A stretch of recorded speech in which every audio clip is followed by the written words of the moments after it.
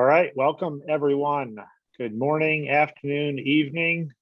We literally have people from across the globe on this meetup, and we are very, very excited to have you joining us for our second Prop Tech with the National Association of Realtors meetup this year. My name is Dan Weissman. I am one of the directors of emerging tech with the National Association of Realtors, as well as one of the organizers of this meetup. Alongside Dave Conroy, who I will introduce in a moment here. We are so excited today. Personally, I'm excited because it's my son's 11th birthday. So we're going to be celebrating later today, and he doesn't have school tomorrow. So that'll be a blast. He's having a bunch of kids over, pizza party.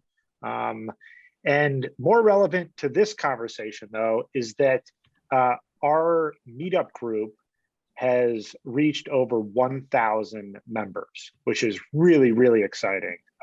Dave and I, along with many of you who are on here, have really helped us build this amazing community to talk all things prop tech. And so thank you for doing that. And then in addition, this is the most registrations we've had for an event. And so far, as I see the numbers continue to tick up, the most people we've had at one of these events. So again, thanks to all of you for making this what it is. Today, we are going to be talking about one of the hottest topics, not just in real estate, but kind of across our personal lives, across tech in general, the financial world, and that is crypto, NFTs, and DeFi. Some of you, I get to work with Dave, so I learn about this stuff all the time. He's like my coach, professor. Some of you may not know what those are, but I will guarantee that after this amazing discussion and panel, you will know what all of this stuff is. So real quick, a few plugs, got to do them. We have a sponsor for this meetup, which is awesome. And it's .realtor and .real estate, which are top level domains. I know Dave bought one of these. He now uses it all the time, which is awesome. Dave had to pay full price, but none of you have to. There is a 20% off registration a deal that you can use. Either scan that QR code or hop on to get.real estate and use the 20 off tech code. And then even more importantly and selfishly, because Dave and I help organize this, we have just opened registration as of yesterday for our awesome, amazing event that our strategy and innovation team puts on called IOI, Innovation, Opportunity, and Investment Summit. And this conference is all about what Dave and I work on and talk about on a daily basis, which is the future of real estate with a heavy focus on tech.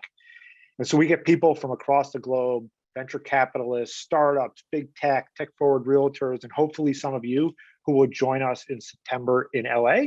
Like I mentioned, registration opened yesterday, so go to ioi.realtor or scan this QR code. So with that said, I would love to introduce our amazing panel that we have. So first of all, we have Teresa Grobecker, who I've known for years, one of the first people I've met in this space when I started with NAR 3 years ago. She is the founder and CEO of Consortia. Teresa is an expert in all things blockchain and real estate.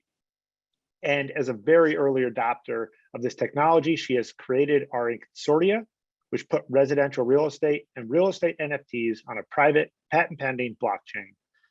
Teresa is now looking at real estate NFTs, DAOs, and other ways to democratize real estate data to capital markets via blockchain tech.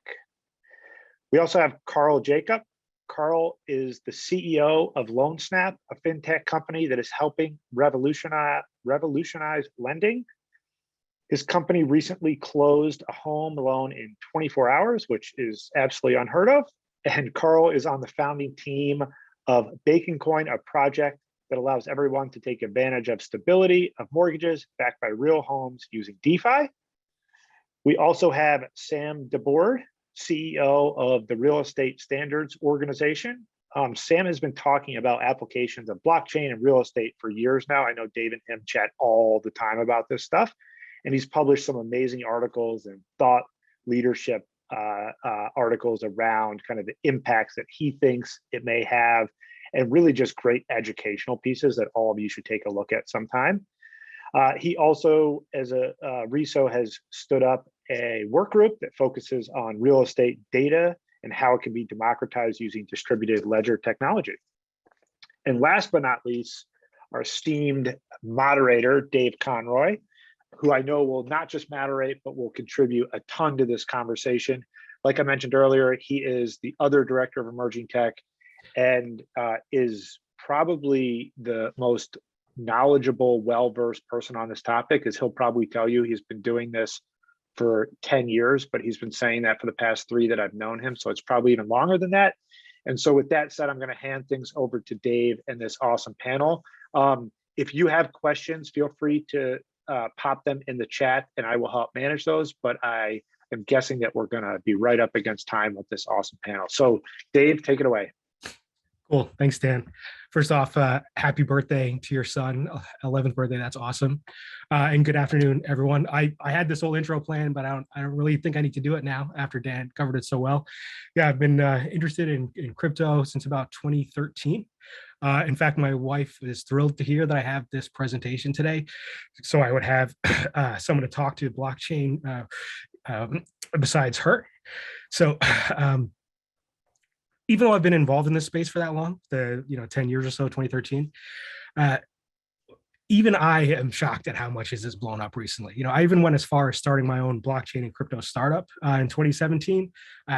Yeah, and I can't even describe to see how blown away with the recent growth I've seen in just the past few years. But one thing that has kind of disappointed me when I've looked at all of these new articles and webinars and Dave, you somehow muted. I don't know how that happened.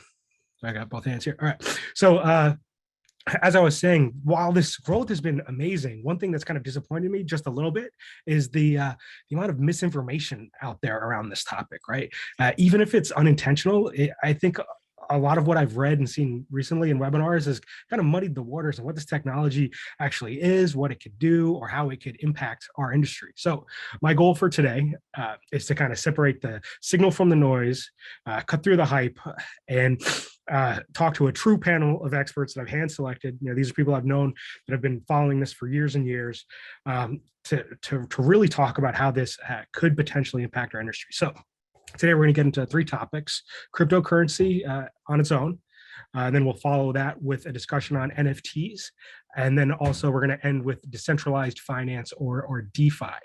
Now, I want to do a quick level set because I know our audience has very varying levels of understanding of blockchain tech.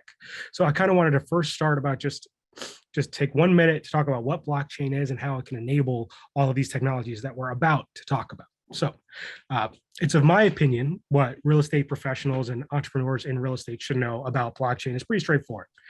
Basically, blockchains are simply a new way of how information regarding transactions can be stored and shared. So these transactions could be anything, right? They could be the deposits and withdrawals that you make in a bank, or these could be records that are created when the property is refinanced or sold or purchased.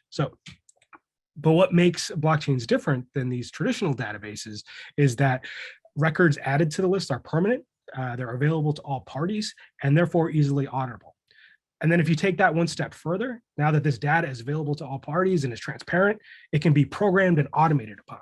And that's where that's the reason for some of the amazing technologies that we're talking about today can be built.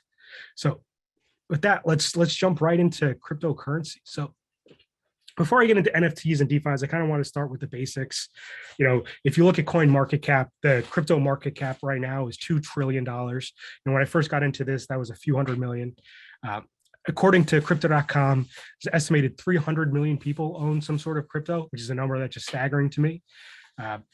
If you follow the news, you've seen extreme cases like El Salvador adopting Bitcoin as an official currency, but it still feels to me as a technologist and living in the US that adoption still seems to be limited, right?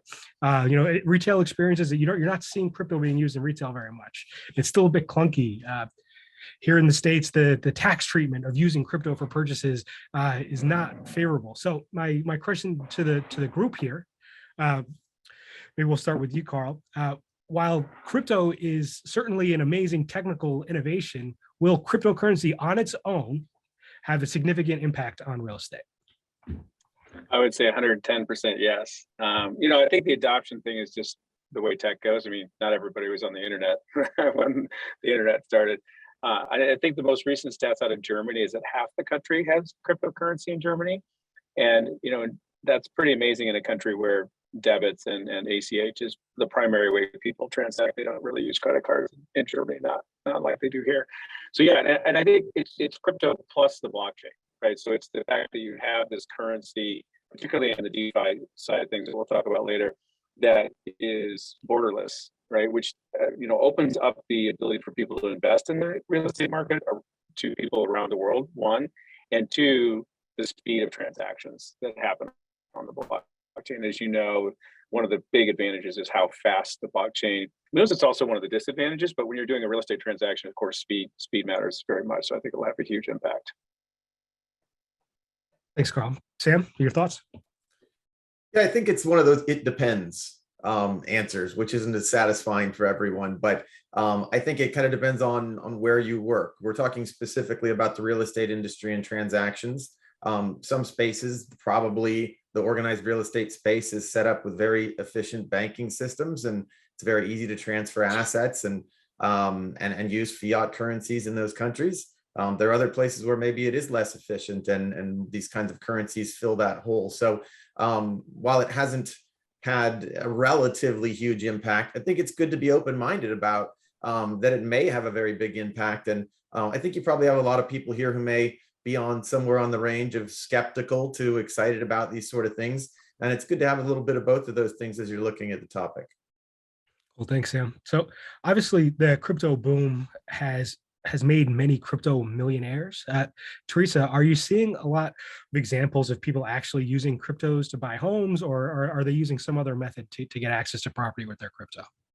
Yeah, totally. Good to see everyone here. Thanks for having me.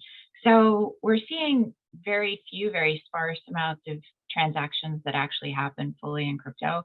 And I think it's really important to understand the culture of crypto, and it's the idea of HODL. So HODL was a typo during one of the first, Carl knows, he's smirking, we all saw it when crypto was sliding off a cliff and people were typing so feverishly in like the Telegram channels, which is it was like the first texting mechanism that was like really for hardcore blockchain people. And people were texting saying, hold your position, don't sell out, right? And we know those stories of people who sold out and then they're like, dang it, why'd I sell? Because now it went to whatever it is now, 40, yeah, all of us, right? So it was a typo, and it later became hold on for dear life. So I think it's really interesting if we're going to try to understand how important crypto is going to be, how many transactions are going to happen, understand the culture, and that true blockchain, Bitcoin, crypto enthusiasts would say that this crypto is going to go to the moon. That's like a big saying in the crypto world. So that means that they think it's going to go to 400, 500,000. So the technologies and the way to leverage their portfolio is probably where we're going to see more of these transactions happen. Well, thanks, Teresa. Sam, can you humor me here with a hypothetical, right? So say this does become the norm where people are listing their homes for sale using cryptocurrency. Is the current MLS system even set up to have list prices in crypto? Can you tell me more about the work that RISO is doing around distributed ledger to perhaps support this if it ever does become the norm?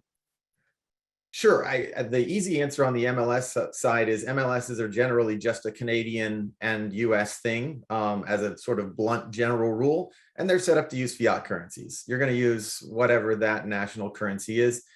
If you think, even about the mindset of the crypto community, as Teresa said, when you ask them how much their crypto is worth, they're going to tell you in dollars. So, a home's price, maybe it's 1.2 Bitcoins at some point, but it's probably going to be expressed in dollars. And they may do transactions or contracts in crypto. That's always a possibility, but it's probably not, the general use case there. The other side is if you believe your asset's going to go to the moon, why are you going to spend it on something else?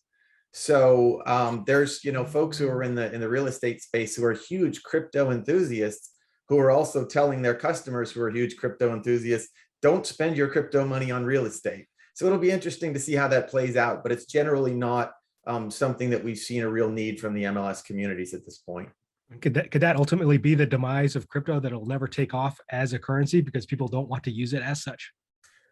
It's a great question. I think we'll see lots of different currencies out there and different coins that do different things for people. And maybe some of them are the pure store of value, and some of them are, what people actually use in efficient transactions. So, and to add, you asked the RESO question. We look at the separation between business and technology. The technology, as you explained, can do some really interesting different things for the storage and sharing of information. So where that might apply to property records and things, there's some really big opportunities there. That doesn't mean you believe in every business that's built on blockchain, but that there are some opportunities for improved technology there. Yeah, I mean, one thing to add is that they won't sell it, they'll just leverage it. It's like a stock, they'll just borrow against it. Yep. Yeah, we've seen some instances. Like, I don't want to get too far ahead of ourselves here, but I'm just going to do it. When we plan on talking about this in the DeFi section later, but we're starting to see people leverage their crypto in a way to be able to get access to properties without actually selling. There's a company out of Miami called Milo, that if you lock your Bitcoin up with them, they will underwrite 100% of a property purchase. Therefore, you still have upside to your Bitcoin. You don't have to cash out, no taxable event there, but it is a variable rate. But that still involves a trusted party, which is kind of breaks the ethos of blockchain. Do you think, just going right to the DeFi stuff, I know I wasn't going to be able to control myself here. Carl, do you think that we're going to see iterations of this where we're going to be able to start using your crypto to perhaps buy properties in a trustless and decentralized way? Yeah, I mean, you bet. I mean, you go to Compound right now and take your Ethereum to Compound and leverage it up, and then take USDC cash out and turn it into fiat and buy a house. I do think it's a little bit, you were talking earlier about kind of how people are starting to muddy the waters a little bit. Those are just loans against a stock, effectively, or in this case, crypto. That's not really a mortgage, right? And so I think that's where things get interesting, is where you combine these two and you actually look at the crypto as an asset when you're doing the underwriting process and thinking about it, like, how do we value that? Like we value a stock portfolio.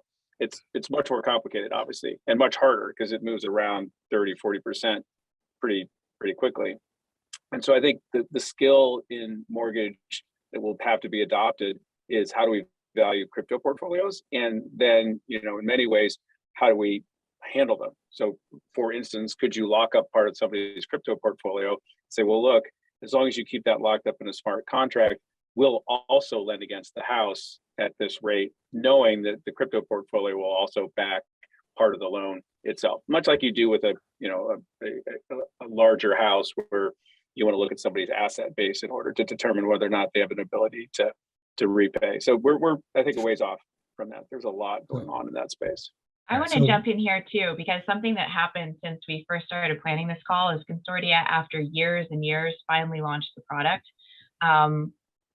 Fear of failure is a real thing, like, especially when the whole industry has like eyes on you and like, will you launch, right?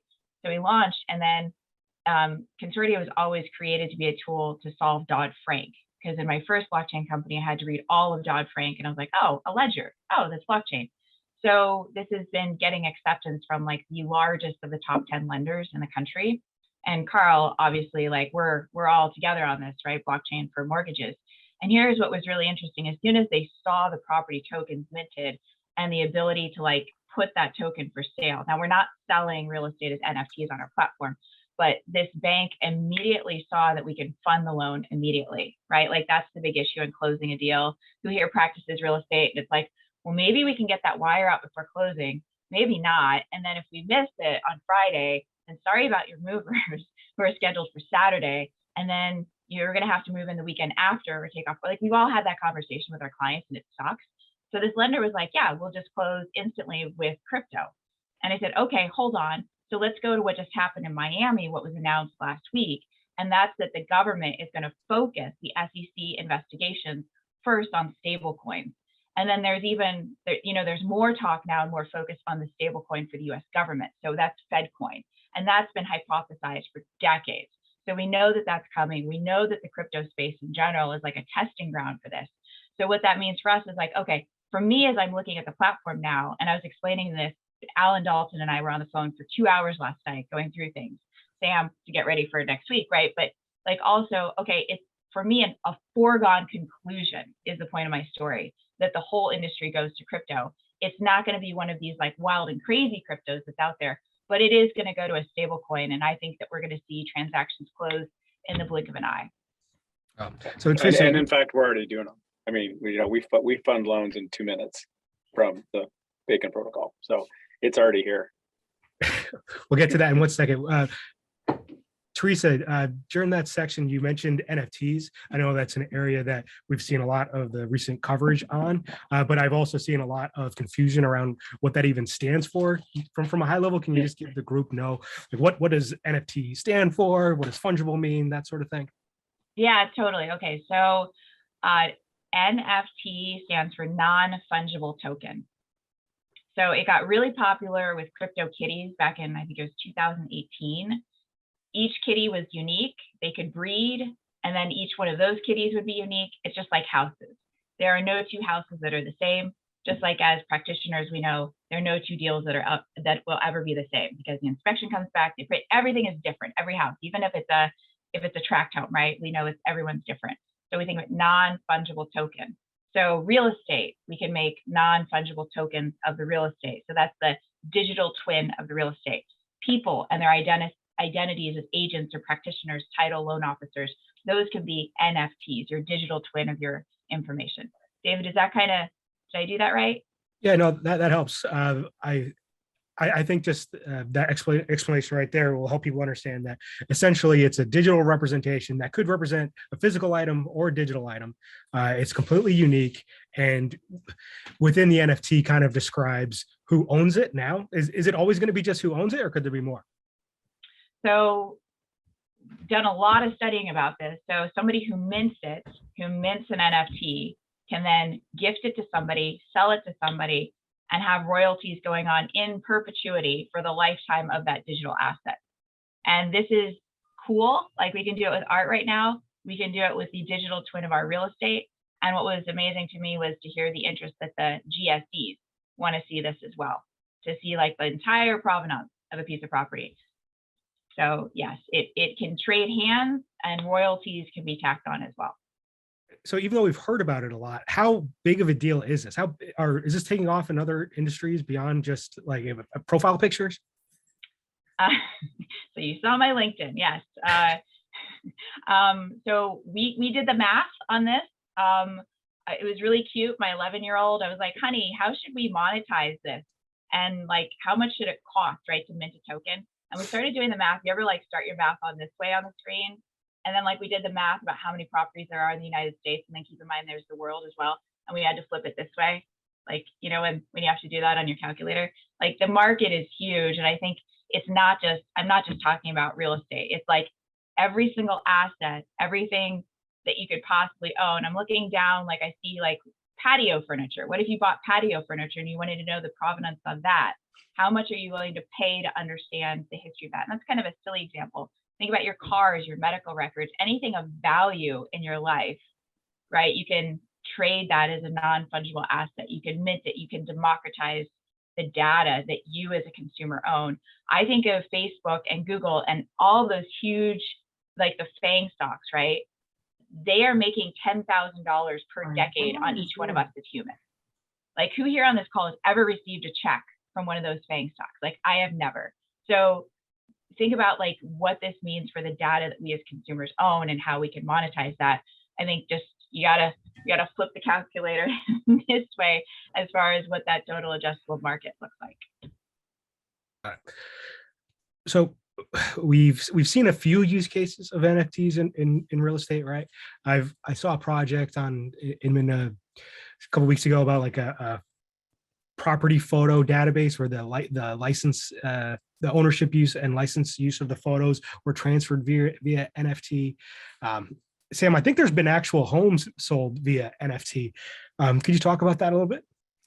Sure, yeah. And I think, you know, for the folks who are newer to this, I can see a lot of the chat. We've got a lot of enthusiasts who are really deep into it. But, you know, whoever named NFTs non-fungible tokens did a great crime against the industry. It's almost as bad as saying non-identical nickels. Everybody thinks of tokens as the same thing in an arcade. You can trade them. They should have called them butterflies or snowflakes or something. But we have what we have. And so these digital deeds of ownership, can trade properties, sell things, and you can have that deed.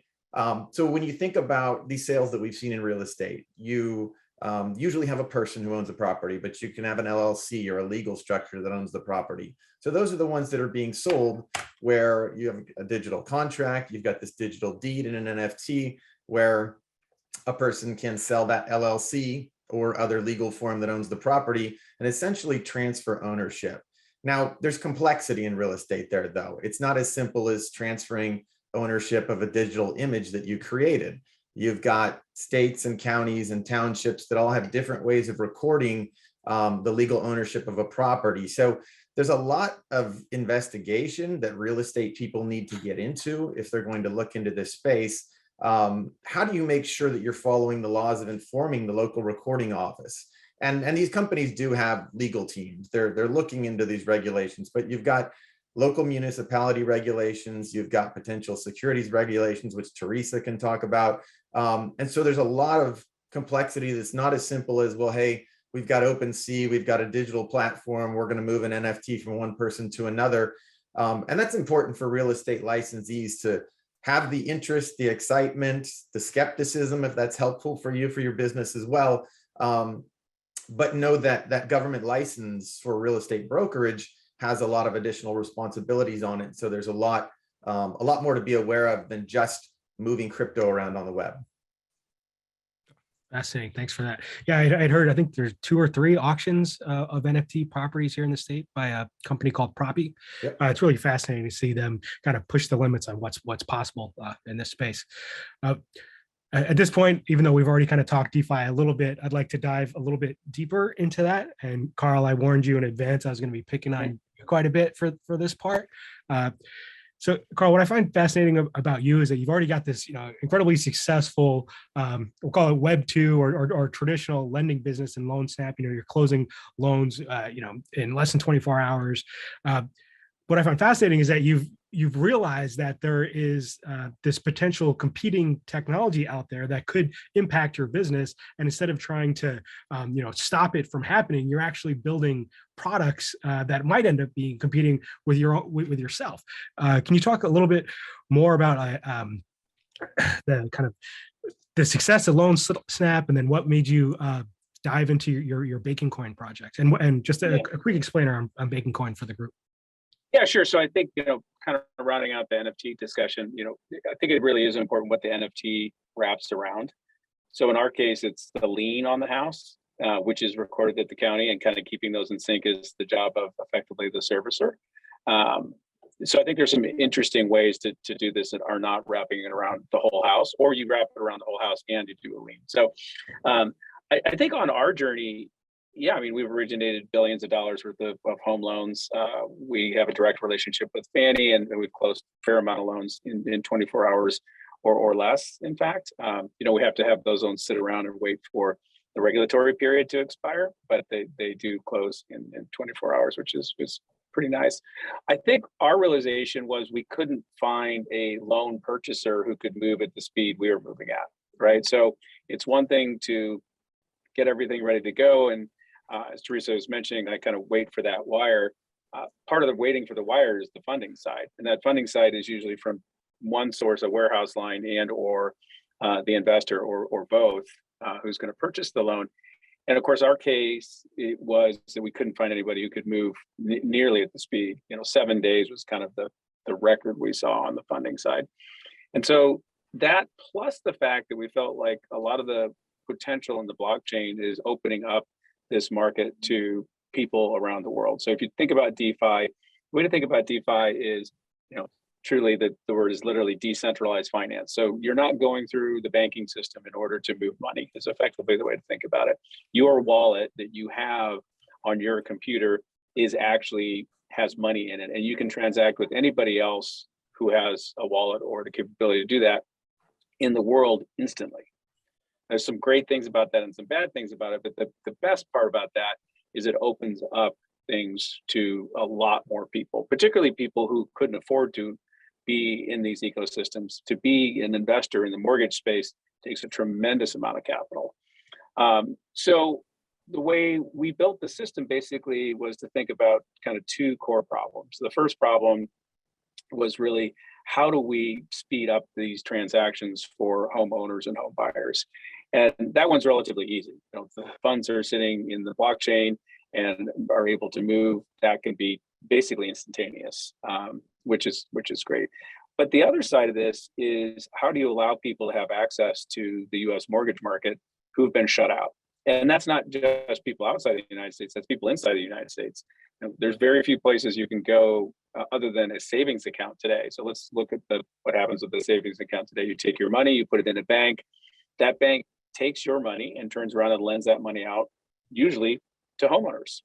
And they do that about 3.5%. 3 months ago. Now it's a little bit higher. But everybody knows if they look at their bank statement, they're not getting that 3 to 4% interest. They're getting about 0.1%. And the bank is keeping the rest. To give you an example of how large that is, Wells Fargo carries about $275 billion of mortgages on their balance sheet, generating about $8 billion in interest per year. With DeFi, you flip the script, basically. So people who bring their wallets to the Bacon protocol, which is what we call with the coins called BHome, they get the 3.5%. And then the rest of it is shared amongst the people involved in the ecosystem, much like it is today: servicers, processors, underwriters, originators.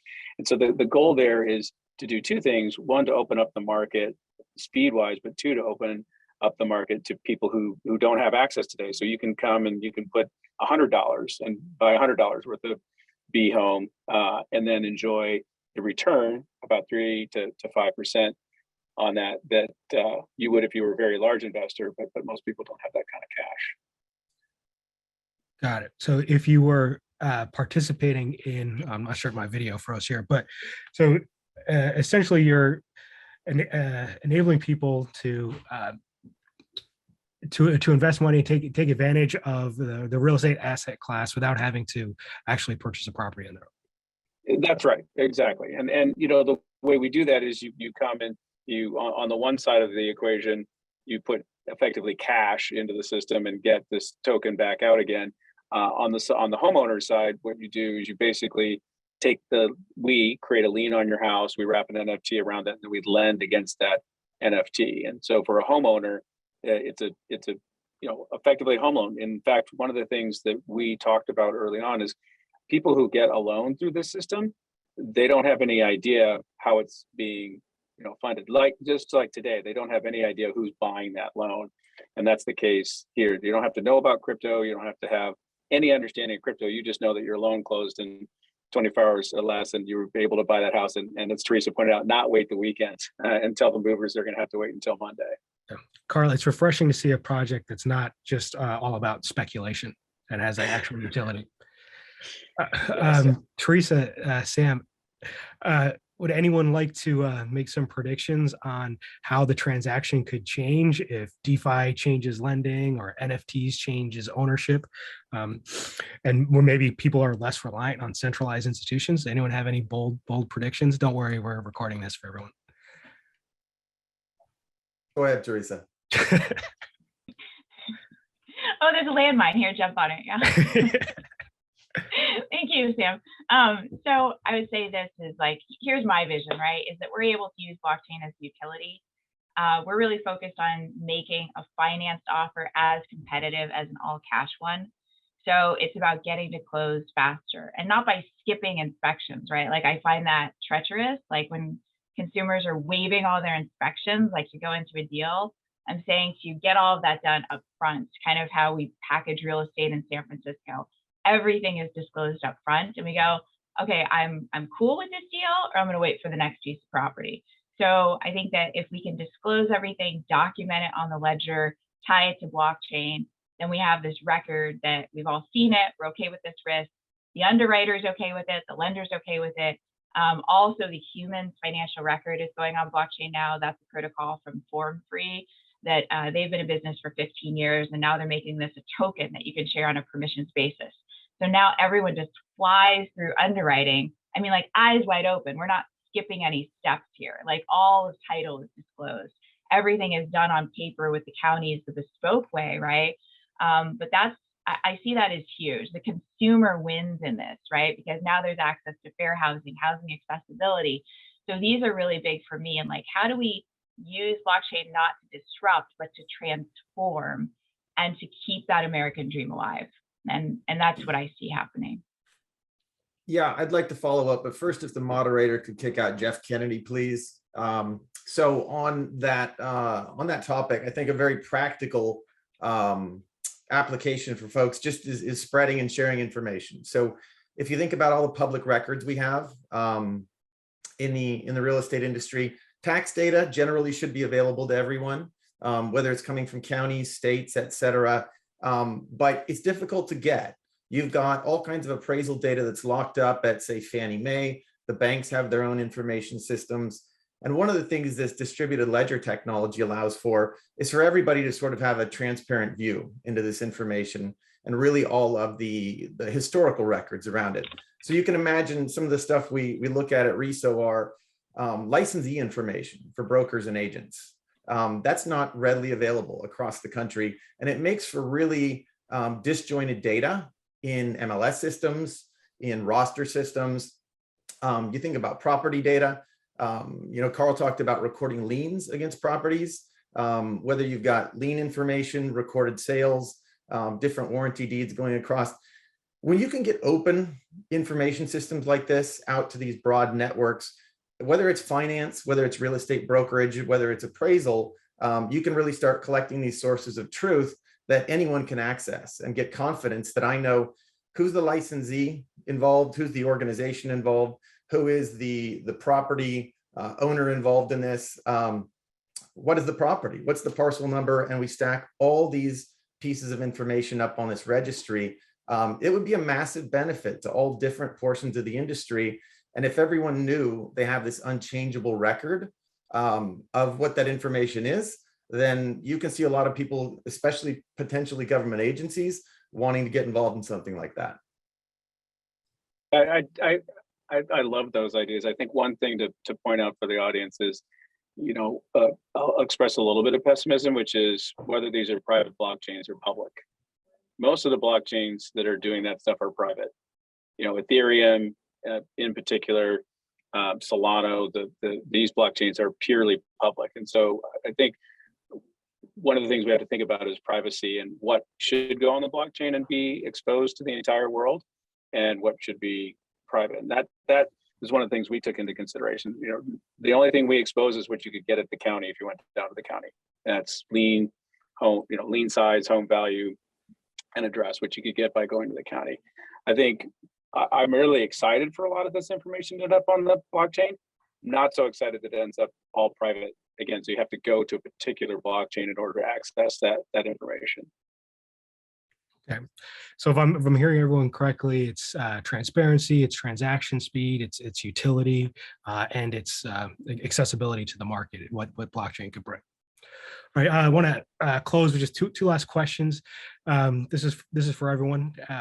What are the main blockers you think for real estate adoption of blockchain currently? Sam, why don't you kick us off? Sure. I think we've seen a lot of things that are off-putting that may or may not have anything to do with the technology of blockchain. But a lot of folks who have followed the crypto space have seen lots of scams and frauds and people losing money, and they associate the technology with the businesses that were built on top of it. And really anything new in the real estate industry usually has a little extra time picking up than it does in other industries. We seem to, maybe because we're an industry of hundreds of thousands of brokers, millions of independent contractors, and technology companies trying to support us, we take a little longer to come around to consensus on picking up new technology changes sometimes. But I think it's something that we'll have to just continue to figure out in the industry where these applications make our constituents feel safe or better served by that kind of tech, and where there's more risk than the industry is willing to be a part of. Anyone else have any other opinions on what is blocking adoption today? Because yeah, I've been following this like smart contracts and Ethereum since 2015. I started my startup in 2017 thinking that this was just going to take over the industry overnight. I was very young and naive at that point. Anyone else with any opinions on what's blocking adoption today? Education. Like there's only what, 5 of us speaking on this call, and there are like 100 million properties in the United States.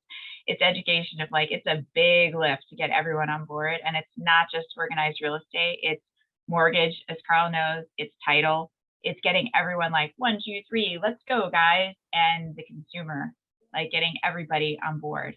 So it's all about education, I think. And I think once people understand it and what it is and separate the dream and the fiction from what the purpose is and the utility, I think then we'll get more like people like, oh, that's cool, I want to participate in this. I would, I think that's absolutely right. I think, you kind of bubble it up to fear is one of the biggest blockers. And I think, the internet was the same way when it started. Lots of scams, lots of talk about scams. Turned out okay. And I think the other side of it is participating in the ecosystem.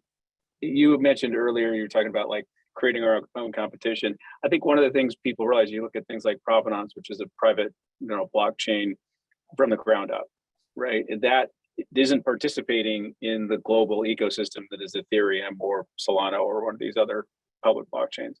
I think there's real risk there because everybody wants to contribute their piece, and one entity, and we've already got a lot of experience that, or two controlling the entire system, is generally how we got AOL and not the internet.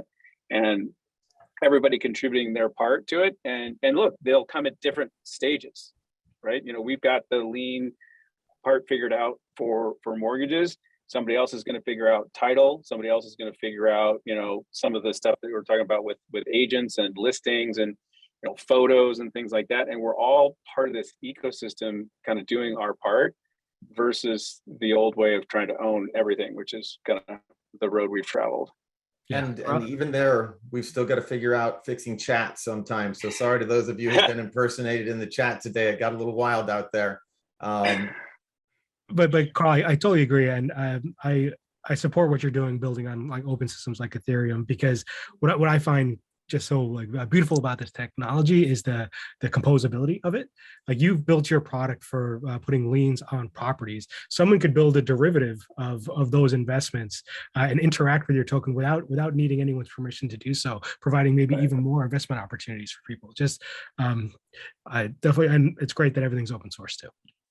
Okay, one last question for everybody. Do you think there will be a time, this is a big if, the majority of real estate transactions will involve a blockchain in any capacity? So that could be payments or representative ownership. This could be how the listing data was distributed. This could be escrow money that was changed.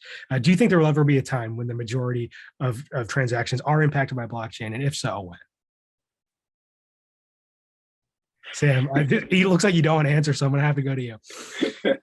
Sure. I think the information, absolutely. I mean, from what we can see right now, it is probably the best way to do a lot of broad applications of really, really deep data that every participant benefits from. So I think at some point, I'm not going to put a timeline on it, there will be large enough organizations that say this is important enough for us to make this a public blockchain with a massive data set that no one can ignore, that you'd be wrong to not use this information if you were going to do a financial or real estate transaction around it. Yeah, it certainly does feel like the technology you would choose if you were building it from scratch today.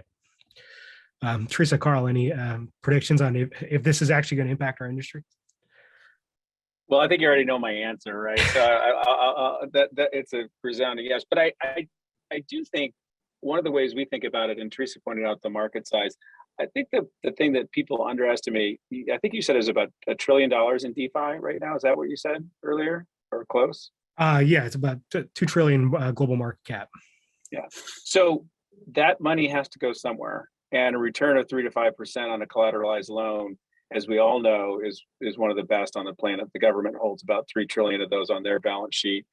Insurance companies hold billions and billions of dollars and acquire it yearly. And we originate about $2 to $3 trillion a year of that asset class. The idea that the money is going to sit on the blockchain and never want access to the collateralized loan market, I think is foolish. So I think this is coming sooner rather than later, mostly because of the pressure, right? And the speed. So imagine, from a real estate transaction perspective, we love this idea of, a loan the same as cash. In order to get there, not only are we going to have people back those, but we're going to actually have to make them super fast. If you can imagine a world where you put an offer down on a house, get approved and everything like that, you're ready to go. And the funds literally, once all the inspections and everything like that pass, are instantly transferred. That I think is going to transform things and cause a market where the buyers are really kind of, particularly if you're getting a loan, are really at a disadvantage to a very different world where they're actually not at a disadvantage to a cash buyer. And hopefully that will help with some of the things that are going on in the market today and open up homeownership to a broader group of people. I think it's going to be invisible. I don't even think at the end of the day, the consumer is ever going to know that there's blockchain involved. It's kind of like if you break down your day and all the technology that's around you, it's like you could never go through your day without a transistor being involved in some point of your life. You could never go your day without email or the internet, web 2.0. Even if I never turned on my phone or my computer in a day, I'd go to Safeway or cars or the whole world around me is being communicated through internet. Web 3.0 is going to be that ubiquitous in our life that we don't even know it's happening. It's just there. And I think for most consumers, it's going to be the same way. I think of it like, I don't know how my cell phone works. I really don't care. Like, I'm able to text my kids and track their location. I have no interest in knowing all the back end stuff of it. I think it's just going to be there. It's going to be this constant buzz in the back of our life, just happening and churning data. It's a great point, Teresa. Yeah, just like you don't need to understand TCP/IP to use Facebook, our viewers and home buyers and real estate practitioners probably won't need to know or understand exactly how the blockchain works in the background. It'll just be behind the scenes, maybe with some of the work that Sam and Carl are doing. So that's all I've got for questions. I would open it up to chat, but we had some issues with that. Apologies to everyone who saw that. I'd like to thank our amazing panel. This is a great conversation. I feel very selfish to have put it together because I really enjoyed the talk. And if you're interested in this conversation and you want to have more talks like it, please do check out IOIsummit.realtor. That's September 28th, 29th in Los Angeles. We're going to have many sessions on crypto, NFTs. We might even touch DAOs, which we didn't get into today. You'll maybe even have a chance to meet some of these panelists here in person. So thanks again for everyone. Congratulations to us again for 1,000 members of this meetup group, and happy birthday to Dan's son. All right. Thanks, everyone. Great. Thank you. Thanks, guys. Thank you. Bye, guys.